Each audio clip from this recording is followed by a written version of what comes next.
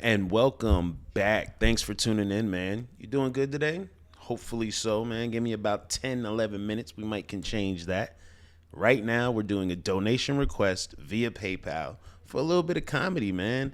Branyan, Three Little Pigs like you've never heard before. Now, we all know the story of the Three Little Pigs. Let's see what he says about the Three Little Pigs.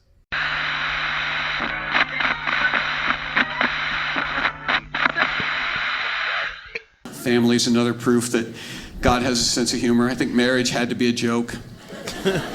Had to be. The whole idea of marriage is just, it had to be a joke. Man and woman. Imagine God saying to the angels, hey, come here, look at this, what I did. It's a man and a woman, and put them down there. Two entirely different creatures, different sensibilities, different ways of processing things, emotional levels. They're not alike in any way, and I'm going to make them spend the rest of their lives together.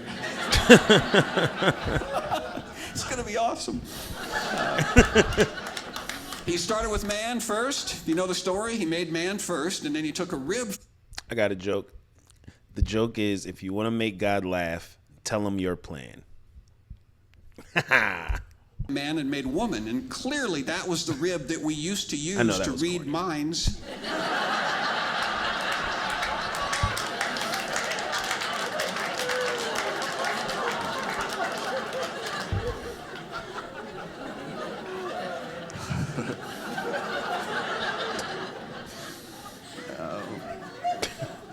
So look for the humor in your life, all right? Don't be hung up. And men and women both share the same amount of ribs, though. Like, it's 12 sets. You got 24 ribs apiece. Like, same amount. Correct and tolerant. Just have fun. Just have fun. There's comedy everywhere. We don't communicate very well anymore in this culture. That's the problem too. We used to be able to communicate. We used to have words. Some of you old people remember words. Remember those? It was like, kids, you don't know what we're talking about, but there was an alphabet, and you could take letters from that alphabet and arrange them in certain ways to form these things called words, and those could be used to communicate ideas. And now we just text people things, emojis. He's saying we don't talk anymore. That's what he's saying. We as humans do not talk anymore. I know the evolution of texting like the back of my hand. Remember T9? Remember you used to have to type to get one letter? Yeah, it's like Morse code. I got an emoji from my kids a couple of months ago, and it was just a smiley face, an explosion, and a pile of poop with eyes in it. And that meant happy birthday, Dad. Why are we always the poop heads? But it wasn't always that. Why are the dads always the poop heads? My son sends me poop head emojis all the time. Why are we always the poop heads? I want to be something cool like the cowboy smiley face or something. Like, why I got to be the poop head? We haven't had this conversation yet, but I tell him all the time it's cool. But no, I don't want to be the poop head dad. It used to be we had words, we would communicate. I did some research. William Shakespeare had an active vocabulary of 54,000 words. 54,000. Today in the United States, we, all of us, have an active vocabulary of 3,000 words. Which is why when we read Shakespeare, we're lost. We're like, what light through yonder, whereupon what breaketh on the... It's but soft, what light through yonder window breaks. It is the east, and Juliet is the sun. I love Shakespeare as a kid. And just put in a DVD. I don't pay for... I thought he was wiping his butt with it. Netflix, so you kids can sit there and read. Too funny. That's too. And I started thinking about little kids in the 16th century. Those kids had a bigger vocabulary than I have now as an adult because they were exposed to that language, which means I am not smart enough to read fairy tales to 16th century children. I'd be lost in the kids section at the library in the 16th century. Can you imagine what their books were like? It'd be like... In time past, or not long ago, there lived pigs in stature little, in number 3, who, being of an age both entitled and inspired to seek their fortune, did set about to do thusly. When they had traveled a distance, pig number first spake, saying, Hearken, brethren, heed this tempestuous realm. Tarry we long from hearth and home, we shall fare, I fear, not well.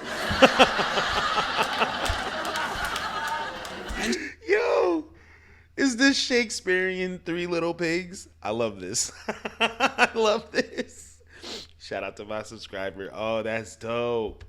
Being collectively agreed but individually impelled, the diminutive swine set about each to erect for himself an abode. Pig numbered first did construct his house from straw. Pig numbered second did likewise, though rather not from straw, instead from sticks, meanwhile, unique in his imagining. Pig numbered three did erect as his domicile, stalwart and garish, a structure made from brick entirely. But soon there happened along, as is frequently the scenario in classic tale of protagonist pig or red-hooded child. Yo.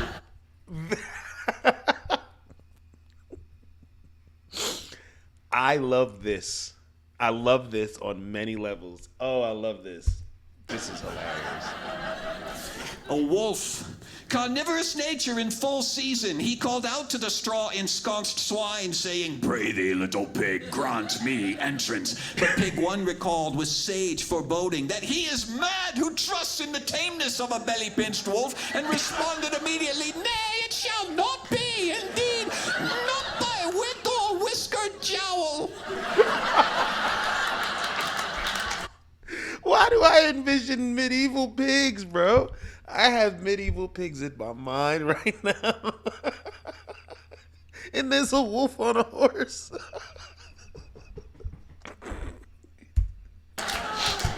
Bruh, no. To this most expected response, the wolf replied immediately, "Then steel thyself, little pig. Forthwith shall I endeavor, employing means both huffing and puffing, to dismantle yon flippin' flaxen fortress."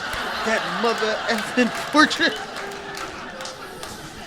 Whereupon there issued forth from the wolf an exhale of gale proportions. It quickly rendered straw hovel. You ever heard of gale force winds? Oh my gosh, this is hilarious, bro. It's so witty. It's so witty. The comedy is so witty. It's highbrow comedy right now. This is highbrow comedy, bro. Oh man, this is good. Good stuff. An exhale of gale proportions that quickly rendered straw hovel to dregs and dross, and carried aloft piglet and shattered quarters both.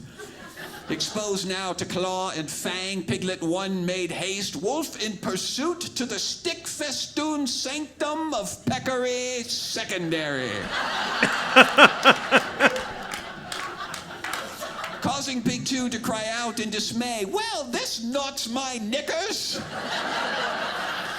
Marshalling a feral wolf to my doorstep is nowhere among those endeavors amenable or congenial. 1,000 pardons, begged one. It would seem the beast's painful breath hath 1,000 pardons. My deepest, sincerest apologies, thine piglet. I love this, bro. Oh man, you know what it is? I have like, what is it? Like almost like a Jim Carrey style of animation going on in my head right now. And those Three Little Pigs. Oh man, this is so good.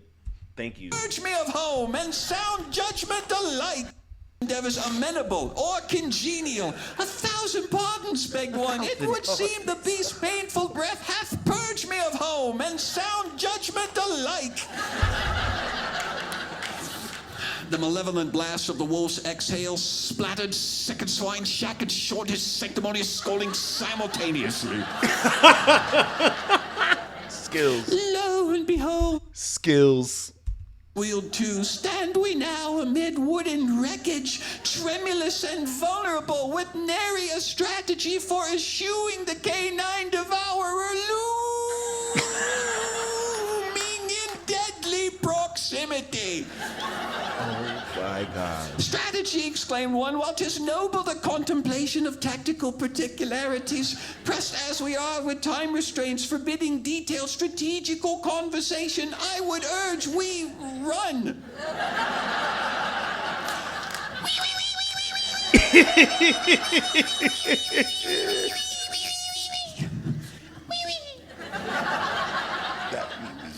Whether by their own beyond fleet-footed competence or the wolf's windless attitude, the bantam porkers arrived at their ultimate kindred neighbor's inexpugnable brick ingress unscathed. Upon the third pig's door, with urgent hooves they pounded, calling out, "Unbar this entrance, and with haste we beseech thee." The third pig hailed from the American colonies. And possessing a vocabulary substantially less robust than his impromptu visitors, replied, "Say what?"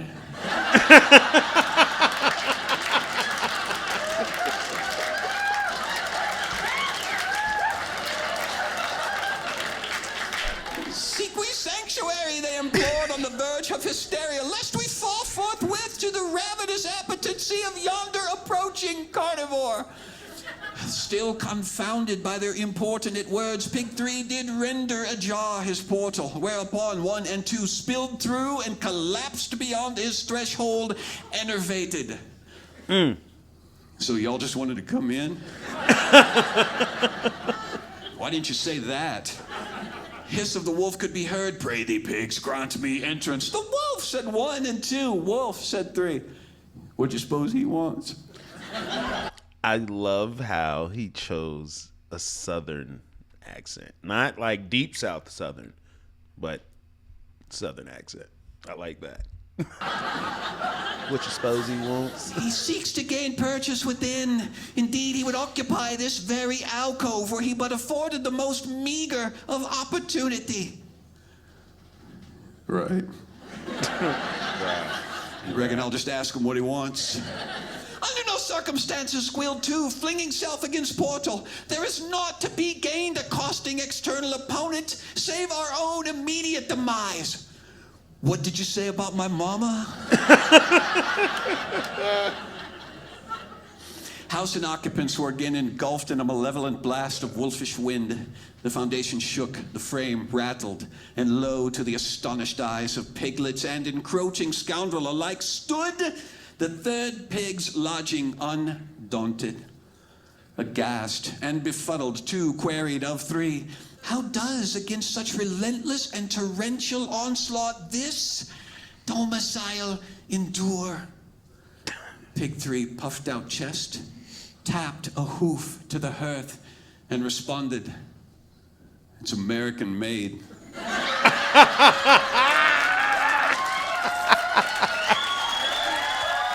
I'm done. Thanks, you guys. Hey, did you know Dry Bar Comedy has its own? I love that. I love that deeply. Oh, that was so good. That was really, really, really good, bro. That was too funny. Too funny, too funny, too funny. Oh my God. It's the, like I said, it's the highbrow comedy. There was a teacher that I had, Miss Green, and she put me on to like Shakespeare, but not like I didn't know who Shakespeare was before her, but it was the way in which she got into words. She made English class so fun.